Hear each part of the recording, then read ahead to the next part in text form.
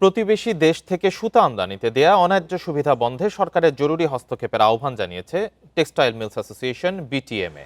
দাবি আদায় না হলে পরিকল্পনা অনুযায়ী 1 ফেব্রুয়ারি থেকে সব টেক্সটাইল মিল বন্ধ রাখা হবে।